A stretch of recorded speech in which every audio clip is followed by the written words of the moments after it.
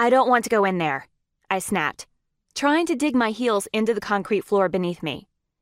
You can't back out now, Nicole, my best friend, hissed.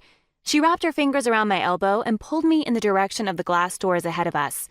Come on, bitch. This was a horrible idea. I had known it from the moment she brought it up more than 2 months ago.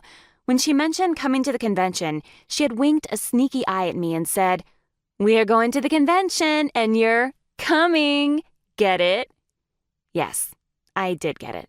Unfucking fortunately. Now there we were, right outside the convention hall with our passes around our necks, and I wanted to vomit and die, in no specific order. Nikki, I really don't want to go in there, please, I begged. She just rolled her eyes and sighed in annoyance. I don't give a shit. I got you a pass, and we're going in. Do you know how hard it was to snag these bad boys? She asked, pointing at the laminates around each of our necks. It was a bitch. So you and I are going in there whether you want to or not. My eyes immediately went left to right, watching the varied groups of people milling around the outside.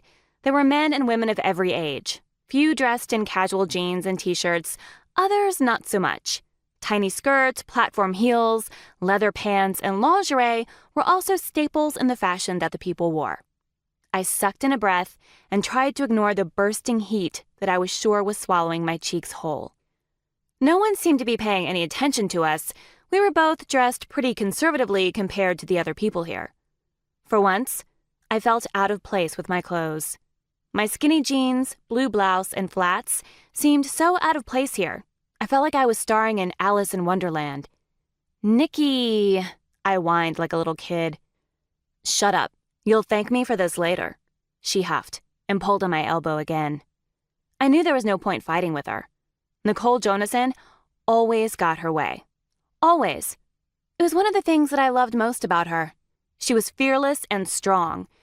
Despite her current attitude and shit-talking, Nikki was one of the nicest people on the face of the planet. You just had to get to know her.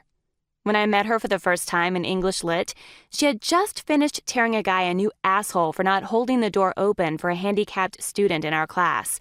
She was tall, sandy-haired, hazel-eyed, and just absolutely kick-ass. I fell in love with her after she looked at the student, with violence in her eyes, and muttered a frustrated, "I'm going to break into your room when you're sleeping at night and take a shit on your face if you ever forget to hold the door open for another person again."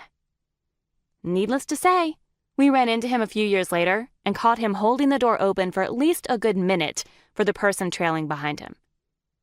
She was everything I wanted to be in life, strong and confident. There was nothing that Nicole, or Nikki, as I usually called her, couldn't overcome, including me.